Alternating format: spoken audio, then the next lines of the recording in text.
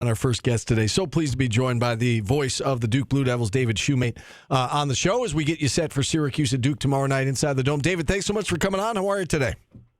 Doing great. How are you guys? Good. We're doing well. So I guess fill us in on this Duke team because we've watched from afar, and I think we've all been in awe like everybody else. This team undefeated in conference play, just 2 losses, close ones to Kentucky and Kansas. You've been doing this a while. Is this the best team that you've seen at Duke, or I guess bring us up to date on where this team kind of fits in for you in terms of teams you've worked with. Yeah, I mean, this is the 8th year I've been doing the games, and obviously it's certainly in the conversation with that 18-19 team that had Zion Williamson and R.J. Barrett and Cam Reddish and Trey Jones, and I could go on down the list, and obviously the team led by Banchero that got to the Final Four. It's certainly in that conversation, but as you guys know, and it's hard to do those sort of reflections in midseason because a lot of what things get judged on here, and rightfully so, or what you do in the postseason. So obviously this team has a chance with the pieces that have been put together. I will say this is, by some measure, the best defensive team since I've been here. And a lot of that has to do with their overall size. If you look at the KenPom metrics, they're the tallest team in the country, which obviously equates to one of the longest teams in the country, and they make it very difficult for other teams to execute their half-court offense. And you see that borne out in terms of the pace of play statistics. Teams are just not getting quick shots up against Duke. It takes a while to work against it. I'm sure that becomes frustrating for other teams. A lot of times that defense leads to early offense, and that was obviously on display Saturday night when they jumped out on North Carolina 40-13 in the first half. So it's certainly in the conversation among those elite teams, and a lot of that centers around, of course, what Cooper Flagg has done. Yeah, I was going to ask you about Cooper Flagg next, so a great segue there. A young guy, I mean, he just turned 18 years old in December, and he came to college with all sorts of hype, all sorts of expectations, and not only has he lived up to him, it almost feels like he's kind of surpassed the expectations, if that was even possible. I mean, you get to watch him day in and day out. What makes him so special? It's how many different ways he can impact the game. I mean, we knew coming in that he was going to be an elite defender. That was obvious, and can certainly score at will and one-on-one matchups. But I think when we thought about some of these freshmen over the years, and Duke has certainly had their fair share of elite freshmen, a lot of times it was like a scoring thing, right? 20-some points a game, 30 points a game. And I think when Cooper came in, I wasn't sure if it was going to be that because I knew what he could do on the defensive end. I thought it'd be more across the board. And it certainly has been across the board, don't get me wrong. But now he's also averaging north of 20 points per game as well. He leads the Blue Devils in scoring, rebounds, assists, block shots, and steals. He's in the top 10 in the ACC in each of those 5 categories. It is very unique. I think some ways those stats really belie how dominant he is on the floor. Even though they tell you he's dominant, he's so much more than that. Obviously, the offense runs through him. Sion James is the point guard, but you could call Cooper the point forward because he sets up the offense and runs it, and you're kind of in jail in terms of how you want to defend him. If you want to go one-on-one, look, he can put up 42 like he did against Notre Dame. If you want to try to double, he can have 7 assists like he did on Saturday night against Carolina because he can see over the defense, and he always seems to make the right basketball play, and he does it on both ends of the floor. He's just a remarkable, unique talent, and that doesn't even speak to how competitive he is. I mentioned Duke's got 2 losses, Kentucky and Kansas, both close games, and correct me if I'm wrong, I watched both games. I believe he had a late turnover in both, or a possession that, ball was in his hands, they came away empty, and those games ended up slipping away.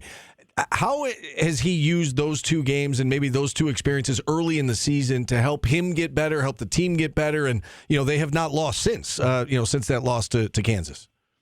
Well, I mean, sometimes you have to go through things and to learn what you need to do differently. And I think it speaks to, one, his mettle as a young player, just turned 18 in December, but also to John Shire and his staff to trust him and allow him to have those moments and the opportunities to learn and grow. Not that anybody wants to lose, but sometimes you learn from those things, and it's what you do with them. And, you think about a game, a couple weekends ago, Duke was at Wake Forest, and it was getting away in the second half. They were like 2 of their first 19 from the field and were down by 6 or 7 in that ball game, and Cooper took over, and he was the playmaker down the stretch and dominated the ball game, and the Blue Devils got out of there with the win. And those are the moments that I think maybe aren't there if you don't go through some of the growing pains you do early in the season trying to make plays and learning what works and what doesn't work and what you need to do and what you need to adjust. And like I of the cap to him for making, we're splitting hairs, right, with what he's done. I mean, we're pointing at those two games because they've won 15 in a row and they're 19-2. But it says something about him, says something about his coach that, the faith that he has in him to be able to grow and learn through those moments and go through them. Not fun at the time, but obviously paying dividends right now. And how about the guys around him? Because, for those who maybe haven't watched Duke play, they think maybe it's just Cooper Flagg. Like, I'm looking at the statistics for this team right now. He leads the team in points, rebounds, assists, steals, blocks. But it's more than just Cooper Flagg. So, when Duke comes to town here tomorrow night, who are some other guys that Syracuse fans are going to have to be looking out for? No, it's a great point. I mean, part of Cooper's success is there's really no one you can come off on the defensive end of the floor. Sion James is a grad transfer that comes over from Tulane. He's been starting at the point. He can certainly score in and around the rim. He can shoot it really well as well. You've got Tyrese Proctor, who's been a good shooter for the Blue Devils the last 2 years, an elite perimeter defender. Con Knipple, first-round draft pick. If you look at the projections, he was the leading scorer. Cooper gets a lot of the attention, but he had 22 in that ball game, hit a couple of threes, definitely can shoot. Maluach is 7'2" inside, protecting the rim, can certainly score the ball inside as well. So that becomes the problem. All 5 spots on the floor can really get after you. So it sounds great. Okay, try to take Cooper away and double team, but then you're leaving someone open, and Duke more often than not has made teams pay. And then when you come off the bench, to me, the roster construction has been really impressive with what John Shire has done coming into his 3rd season. Isaiah Evans is a elite shooter. He's a talented freshman. Mason Gillis obviously knows what it takes to play for a championship, did that a year ago against Purdue. And then, as you guys are very familiar with, Malik Brown is an incredible defensive presence and obviously creates a lot of problems on the interior, on the perimeter, allows the Blue Devils to go small, relatively speaking, and switch 1 through 5. They do that some with Maluach, but do it a lot more when Brown is on the floor. So it's just hard to find a weakness for this team. And if on the rare occasion where one of those 5 starters or someone on the team is having an off night, there's certainly reinforcements coming off the bench.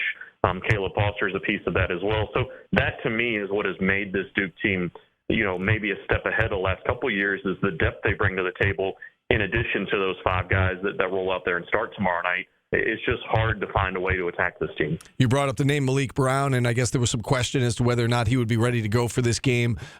Suffered a knee injury about 3 weeks ago, did return against North Carolina, so it sounds like he should be good to go for the Syracuse game. You look at his stats, and, he was a guy that I think, we saw for a couple of years, and we always said the same thing, that, like, you look at his stats, you're like, that doesn't tell the whole story of how he impacts a game. He's only averaging 2.5 points, 4.5 rebounds, but, can you speak to how Malik impacts a game when he's out there for this team? Yeah, and there's a stat that the Duke staff tracks, and it's not an official stat, but he's closing in on like 100 deflections on the season, which is was at one point like twice as more than anybody else. Obviously, with the time he's missed, some guys have caught up, but to me, that is the stat that speaks to Malik Brown. He has a knack for knowing another player's weakness, knowing how to get into the passing lane. Talking about it, he says it boils down to his film study and what he's done. And, when you look at Duke's resume, the most impressive win, obviously, is that home win over Auburn in December in Janai Broome, obviously one of the most talented players in the country, right there with Cooper Flagg in terms of Player of the Year categories. He was a real problem for Janai Broome. He never got comfortable on the offensive end, talking about Broome, because Malik was always tipping the ball away or poking it away or getting a hand in there. And the ability to do that without fouling is very impressive. And, we talk a lot about Cooper Flagg's basketball IQ, and rightfully so. I would put Malik Brown right there as well. The steals, the assists, the ways he can impact the game without having to score. As you guys said, when you look at a box score, it's not a great way to evaluate the impact that he has on the game, because he kind of embodies what every coach wants in terms of the ideal basketball player. He does the nitty-gritty, dirty work that causes so many problems for the other team. So much to like about him. It'll be interesting to see the reception he gets tomorrow, because I know a lot of SU fans felt, betrayed to some degree that he left, but it's such a nice young man and obviously a great player as well. So it'll be interesting to see how he's received inside the Dome tomorrow. Last question for you, David. Normally I would ask, how do you see this game playing itself out? I think we're probably all on the same page where we expect Duke to win and win handily. Let me ask you this. If lay out a scenario where Syracuse keeps this close. What would they have to do, and what would Duke maybe not have to do for this to be a close game tomorrow? Well, I mean, I think when you look at the games that have been close, particularly of late, when you look at Wake Forest and NC State and what they've done, obviously had some success on the defense end of the floor. The Littles didn't have their best shooting nights from the perimeter. But when you look at the Syracuse team, there's certainly the pieces there. And to me, the record is not indicative of what this Syracuse team is capable of, just because of the injuries that you guys know very well that Syracuse has been dealing with. Obviously, Starling and now Freeman dealing with something as well. But Eddie Lampkin, I mean, he's a problem. 6'11", 265. How do you contend with that inside? And obviously the scoring for Starling is a piece of that as well. So, I don't want to sound like an old coaching cliche, but if Duke turns it over and can't get their set defense out there, that could be a problem with Syracuse being able to score in transition. And then obviously the Littles playing in a dome for the first time. How well do they shoot the basketball is going to be a piece of the storyline as well. But a conference game on the road, you always have to be ready, and I think Syracuse certainly has the pieces to beat just about anybody, and coming off a very impressive win against Cal. All right, David. Thanks so much for the time. We do appreciate it. Enjoy your time in the 315. All right, appreciate it, fellas. All right, David Shumate, voice of the Duke Blue Devils. And with that, we will take a timeout. We'll get to another guest on the other side. Sam English from the SU men's lacrosse team will join us back after this.